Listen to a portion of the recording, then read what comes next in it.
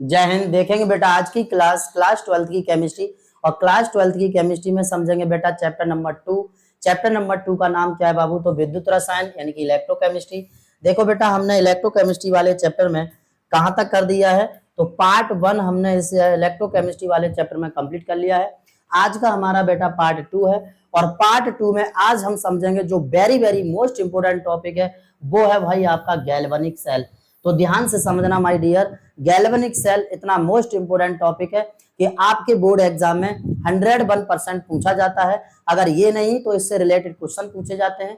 इसलिए इस वीडियो को शुरू से लास्ट तक जरूर देखना, जिससे कि आप अपने बोर्ड एग्जाम के लिए 5 मार्क्स नहीं खो पाए, उन्हें ध्यान से कर पाए, और पूरा जब आप यहाँ पर अच्छे से समझ जाएंगे तो 5 मार्क्स आपके 100% आपके हाथ में है।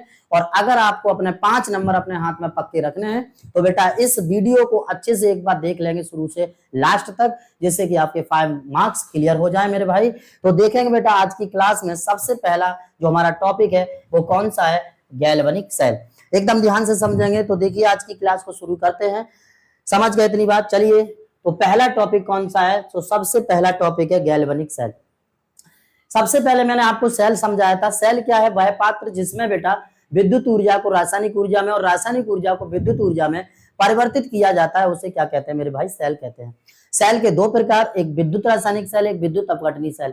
याद रखना, वे सेल जो विद्युत रासायनिक सेल ही होते हैं वही गैल्वेनिक सेल कहलाता है। ये छोटी सी बात आप माइंड में बिठा लें बस।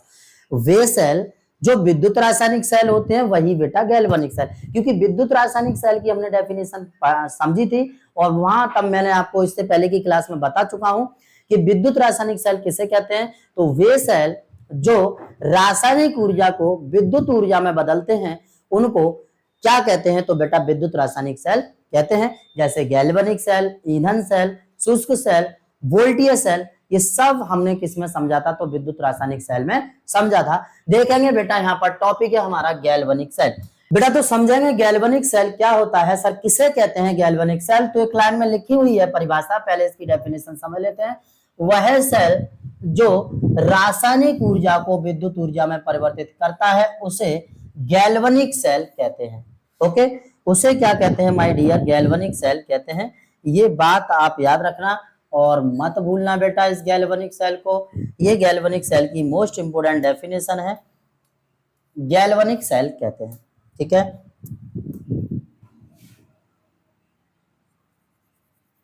थोड़ा सा ये टाइप करने में प्रॉब्लम हो गई है तो उसे आप माइंड नहीं करोगे कोई भी स्टूडेंट, बस ध्यान से समझने की कोशिश करोगे भाई।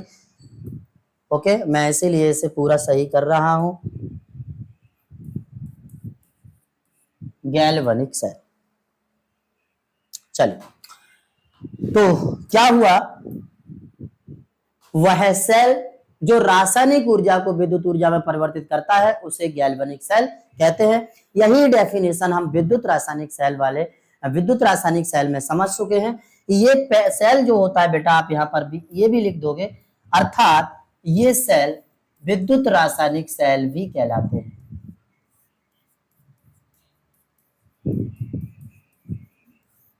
विद्युत रासायनिक सेल भी कहलाते हैं। इतनी सी बात क्लियर। अब मैं यहाँ पर इसका एक डायग्राम बना रहा हूं बेटा। तो सबसे पहले आप क्या लिखेंगे? परिभाषा। उसके बाद इसका बनाएंगे बेटा परिपथ, मतलब चित्र। तो देखेंगे बेटा चित्र क्या होगा। इसमें क्या होता है? एक दो पात्र होते हैं। सपोज ये एक पात्र है और दूसरा एक ये पात्र है, और ये जो पात्र है बेटा ये दो अर्धसेल होते हैं माय ब्रदर। एक अर्धसेल ये है और दूसरा अर्धसेल ये है। ओके, इन दोनों अर्धसेलों में क्या होता है? इन दोनों अर्धसेलों में इसमें एक इलेक्ट्रोड इसमें लगा होता है ये, और दूसरे अर्धसेल में ये दूसरी धातु का इलेक्ट्रोड लगा होता है, ये दूसरी धातु का इलेक्ट्रोड लगा है। ओके, इसमें भरा हुआ है बेटा यहां पर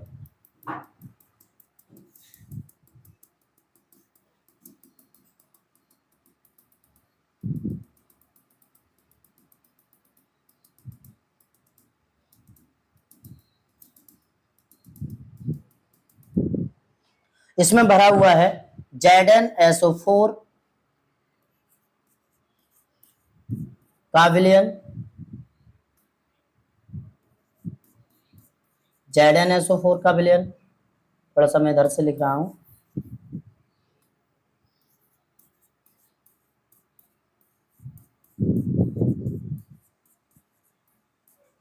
ओके। और इसमें भरा होता है मेरे भाई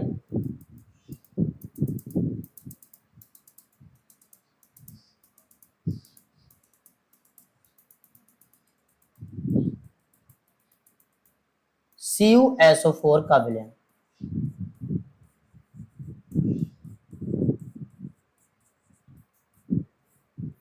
जैसे कि आप चित्र में देख रहे हैं यहाँ पर ये ZnSO4 भरा हुआ होता है, इसमें बेटा भरा होता है CuSO4। तो देखिए CuSO4 को क्या कहते हैं, तो आप सब बच्चे जानते हैं कॉपर सल्फेट, और ZnSO4 को कहते हैं माय डियर जिंक सल्फेट। ठीक है बेटा, इन दोनों इलेक्ट्रोड को क्या करते हैं, एक चालक तार लेते हैं और एक चालक तार के माध्यम से इन दोनों इलेक्ट्रोड को आपस में जोड़ देते हैं।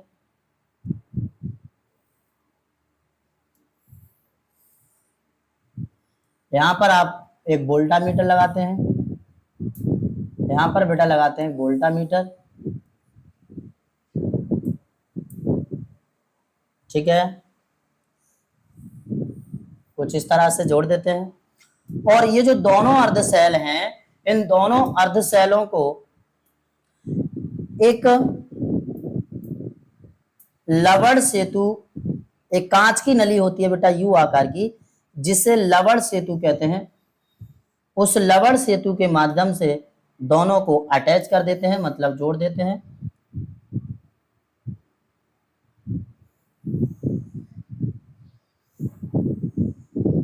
ओके, कुछ इस तरह। और इसमें कॉटन लगा देते हैं, तो ये कॉटन से क्या होता है, इनके छिद्र बंद हो जाते हैं, जिससे इसमें जो पदार्थ भरा होता है बेटा इसे यू आकार की कांच की नली में, वो बाहर नहीं निकलता है। अब ये पदार्थ क्या होता है इसमें, ये आप ध्यान से समझ लेंगे। तो पदार्थ इसमें क्या होता है बेटा, ये आप याद रखेंगे, इसमें KCl, KNO3 और अगर अगर करके पदार्थ होता है जिसे लवण सेतु कहते हैं। इसमें क्या क्या बताया मैंने, तो याद रखेंगे बेटा KCl प्लस KNO3 और प्लस अगर अगर करके, अगर अगर क्या होता है, तो बेटा एक जैम की तरह होता है, जैसे जेली के रूप में जानते हैं, जेल आपने बालों में जो जेल लगाई होगी कुछ उसकी तरह होता है। तो जैसे अगर अगर पदार्थ के नाम से जानते हैं, तो ये KCl मतलब potassium chloride, KNO3 potassium nitrate और अगर अगर करके बेटा पदार्थ भरा हुआ होता है, और इस प्रकार बन जाता है ये हमारा पूरा लवण सेतु। ये होता है बेटा लवण सेतु। ओके, लवण सेतु। क्या समझ में आ रहा है भाई? ये जो इलेक्ट्रोड आप देख रहे हैं, ये वाला इलेक्ट्रोड है बेटा Zn का, जिंक का, और ये वाला इलेक्ट्रोड है भाई किसका, कॉपर का, Cu का। कोई दिक्कत इसमें? ठीक है, चलिए यहाँ पर ये क्या लगा हुआ है, तो ये लगा हुआ है बेटा वोल्टामीटर। यहाँ पर नाम लिख देते हैं सर, ये वोल्टामीटर है। बड़ा ध्यान से समझेंगे, परीक्षा में आपको चित्र ध्यान से बनाना है, ओके, क्योंकि चित्र के पूरे 2 नंबर होते हैं बेटा, इस बात को ध्यान से आप समझ लें। देखिए ये आपने जो डेफिनेशन लिखी है, 1 नंबर इसका हो गया, 2 नंबर चित्र के हो गए, और 2 नंबर जो आप लिखेंगे कार्य विधि उसके हो जाएंगे मेरे भाई। तो इस प्रकार पूरा पूछा जाता है ये कितने में, 5 नंबर में, और इसमें एक रिएक्शन भी पूछता है, तो रिएक्शन भी मैं आपको बता दूंगा। इतनी बात क्लियर, ये बताओ पहले, समझ गए? अब यहां से होता क्या है कि इलेक्ट्रॉन है,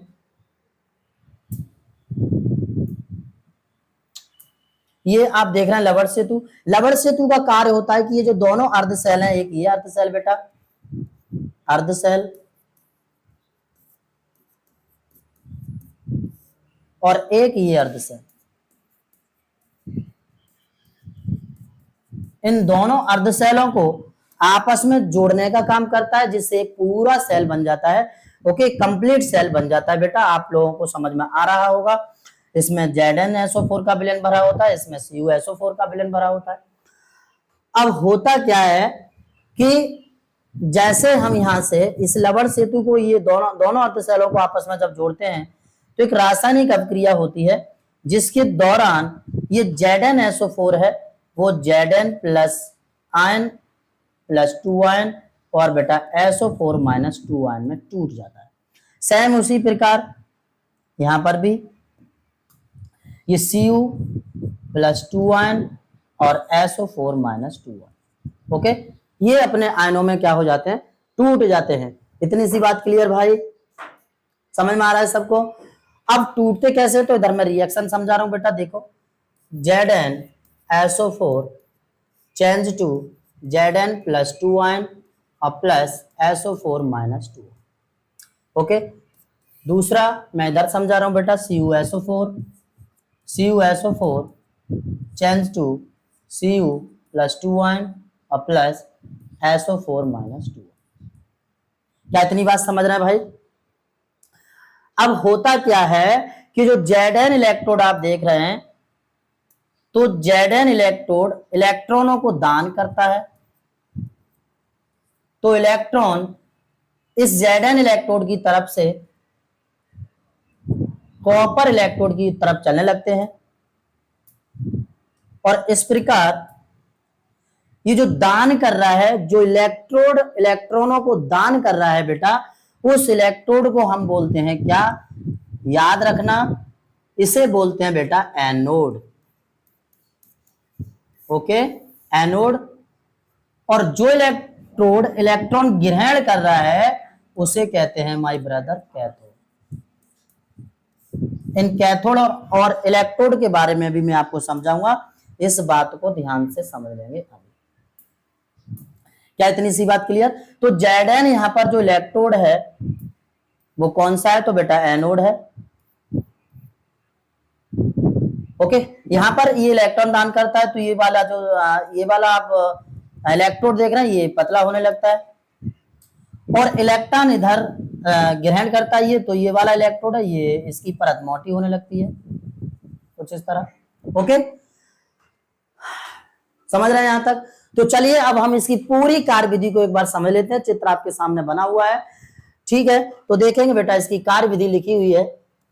दो अर्ध सेल जिनको एक यू आकार की नली अर्थात लवण सेतु से जोड़ा जाता है, एक अर्ध सेल में Zn इलेक्ट्रोड लगाते हैं तथा दूसरे अर्ध सेल में कॉपर का इलेक्ट्रोड लगाया जाता है, जिसमें Zn इलेक्ट्रोड पर ऑक्सीकरण तथा Cu मतलब कॉपर वाले इलेक्ट्रोड पर अपचयन अभिक्रियाएं होती हैं, जिसमें Zn एनोड और Cu कैथोड कहलाता है।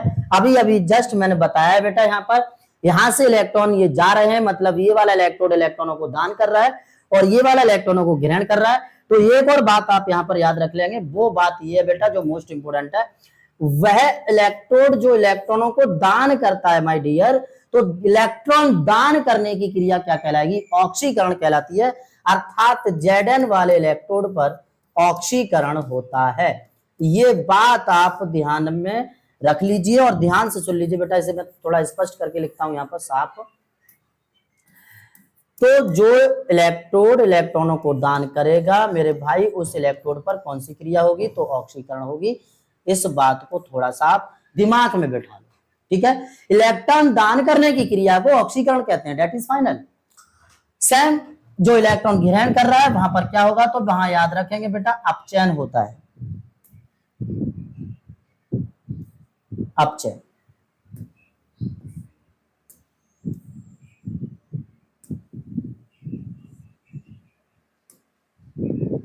अभी बता रहे हैं, एक मिनट। तो यहां पर क्या होगा बेटा, इस इलेक्ट्रोड पर अपचयन होगा।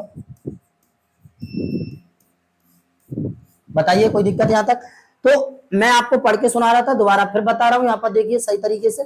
चलिए आगे बढ़ते हैं। इस प्रकार सेल के अंदर रासायनिक अभिक्रिया होती है, विद्युत अभिक्रिया में बदल जाती है, यानी कि जो रासायनिक अभिक्रिया होती है माय ब्रदर, वो विद्युत अभिक्रिया में बदल जाती है, जिससे रासायनिक ऊर्जा का विद्युत ऊर्जा में रूपांतरण हो जाता है, जिसे वोल्टामीटर से माप लिया जाता है। क्या समझ में आ रहा है? एकदम सिंपल बात बेटा। यहां पर मैंने आपको बताया, एक ये अर्ध सेल है, दूसरा ये अर्ध सेल है, दोनों अर्ध सेलों को यू आकार की नली से जोड़ के रखा जाता है, जिससे पूरा सेल बन जाता है। और Zn इलेक्ट्रोड को Cu इलेक्ट्रोड को बेटा, इनमें दोनों पात्रों में ना दो इलेक्ट्रोड लगे होते हैं, इन दोनों इलेक्ट्रोड को वोल्टामीटर से जोड़ के रखा दिया जाता है। और ये जो लवण सेतु देख रहे हैं, इसमें KCl KNO3 अगर करके पदार्थ भरा होता है, ठीक है। तो होता क्या है, इनके मध्य रासायनिक अभिक्रिया होती है जिसके पश्चात Zn इलेक्ट्रोड से इलेक्ट्रॉन कॉपर इलेक्ट्रोड की तरफ चलने लगते हैं। तो जो इलेक्ट्रोड इलेक्ट्रॉन दान करता है उसे बेटा एनोड कहते हैं, और जो इलेक्ट्रोड इलेक्ट्रॉन ग्रहण करता है उसे कैथोड कहते हैं। इलेक्ट्रॉन दान करने वाले इलेक्ट्रोड पर ऑक्सीकरण क्रिया होती है और इलेक्ट्रॉन ग्रहण करने वाले इलेक्ट्रोड पर अपचयन क्रिया होती है। ऑक्सीकरण अपचयन में आपको पूरा समझा चुका हूं क्या होते हैं इनके बारे में। तो चलिए थोड़ा सा ये लिखा क्या है भाई, अर्धसेल, ठीक है, कोई दिक्कत। तो वो इसी से वोल्ट मीटर से हम माप लेते हैं, मतलब रासायनिक ऊर्जा का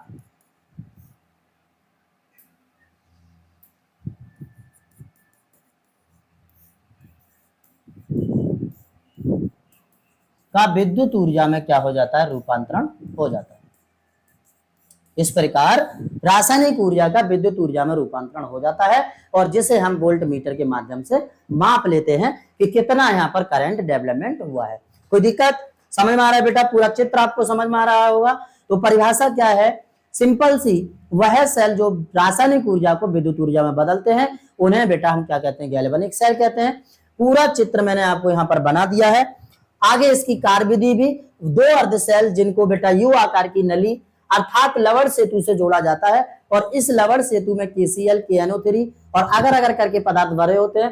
एक अर्धसेल में Zn इलेक्ट्रोड लगाते हैं, दूसरे अर्धसेल में, बेटा इसे चित्र के माध्यम से भी बोल सकते हैं ना, आराम से, रटना नहीं है, चित्र बनाना है, बोलना है।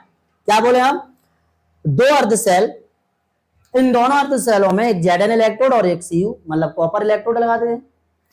इन दोनों अर्धसेल को एक यू आकार की नली जिसे बेटा लवण सेतु कहते हैं उससे जोड़कर रखते हैं। इस लवण सेतु को कैसे तैयार किया जाता है, तो ये जो यू आकार की नली है, कांच की नली, इसमें KCl KNO3 अगर अगर करके पदार्थ भरा जाता है जिसे क्या कहते हैं, लवण सेतु कहते हैं।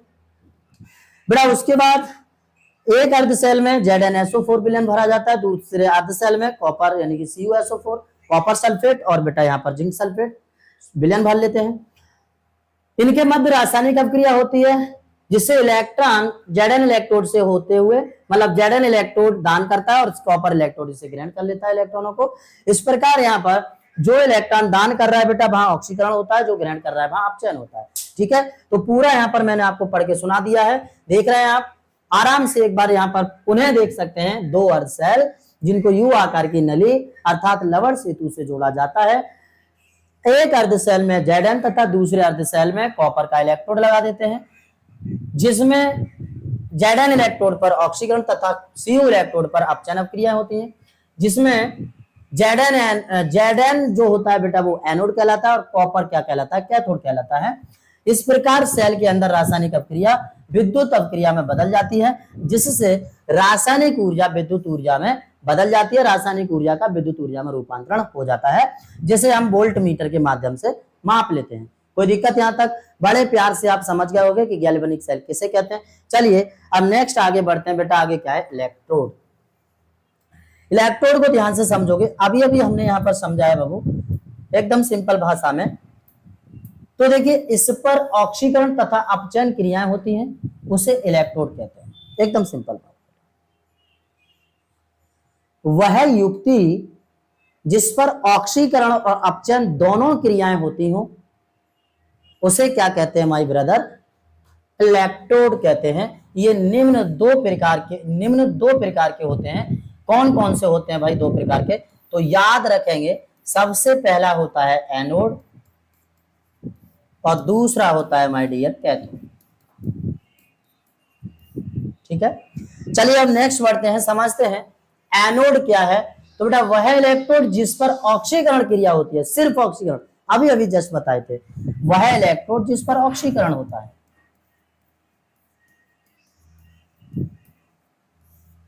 उसे क्या कहते हैं, तो एनोड कहते हैं। ऑक्सीकरण का मतलब आपको हम बता चुके हैं, वह क्रिया जिसमें इलेक्ट्रॉन दान होते हैं। इलेक्ट्रॉन दान करने की क्रिया को क्या कहते हैं बेटा, ऑक्सीकरण कहते हैं, सिंपल सी बात। इलेक्ट्रॉन दान करने की क्रिया ऑक्सीकरण कहलाती है और जिस इलेक्ट्रोड पर ऑक्सीकरण होता है उस इलेक्ट्रोड को माय डियर क्या कहते हैं, एनोड कहते हैं। That is final. एकदम सब बच्चे लगन के साथ पढ़ते रहेंगे बेटा, सभी बच्चे समय को समझेंगे और इस समय का दुरुपयोग नहीं करेंगे, एकदम प्यार से मेहनत के साथ अगर आपको अपने बोर्ड एग्जाम को अच्छे से क्वालिफाई करना है बेटा, सफलता हासिल करनी है, तो मेहनत तो जरूर करनी है। चलिए समझते हैं बेटा आगे। नेक्स्ट है हमारा कैथोड। तो कैथोड की एकदम सिंपल परिभाषा है, वह युक्ति या वह इलेक्ट्रोड जिस पर अपचयन क्रिया होती है उसे कैथोड कहते हैं। एकदम सिंपल बात बेटा, याद रख लेंगे ना, अपचयन क्रिया होती है भाई, रिडक्शन होता है।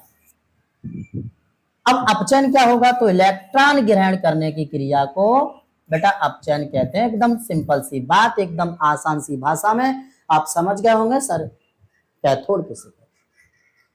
इलेक्ट्रॉन ग्रहण करने की क्रिया अपचयन कहलाती है और जिस इलेक्ट्रोड पर अपचयन होता है उसे हम कैथोड कहते हैं। ठीक है बेटा, चलिए अब नेक्स्ट है यहां पर समझेंगे माय डियर इलेक्ट्रोड विभव। ये very very most important topic है इलेक्ट्रोड विभव बोर्ड एग्जाम के लिए, तो बेटा इसे थोड़ा ध्यान से समझेंगे। वह विभव जिसमें इलेक्ट्रॉन ग्रहण या त्याग करने की प्रवृत्ति होती है। इलेक्ट्रोड विभव किसे कहेंगे भाई, वह विभव जिसमें इलेक्ट्रॉन ग्रहण करने की और इलेक्ट्रॉन त्यागने की प्रवृत्ति होती है, जो क्षमता रखता है उतनी, उसे सिंपल सी बात है इलेक्ट्रोड विभव कहते हैं। ठीक है, थोड़ा सा यहां पर ये नानल बना लेंगे बेटा, थोड़ा सा मिस्टेक हो गया है, इलेक्ट्रॉन कर लेंगे। तो क्या बोले हम, वह इलेक्ट्रोड या वह विभव जिसमें इलेक्ट्रॉन ग्रहण या त्याग करने की प्रवृत्ति होती है उसे इलेक्ट्रोड विभव कहते हैं। एकदम सिंपल सी बात। इलेक्ट्रोड विभव कितने प्रकार का होता है, तो बेटा ये निम्न दो प्रकार का होता है। सबसे पहले ऑक्सीकरण विभव, दूसरा होता है माय ब्रदर अपचयन विभव। ऑक्सीकरण विभव, अपचयन विभव, ऑक्सीडेशन पोटेंशियल, नेक्स्ट है बेटा यहाँ पर रिडक्शन पोटेंशियल। तो चलिए भाई समझते हैं ऑक्सीकरण विभव क्या है, तो देखेंगे।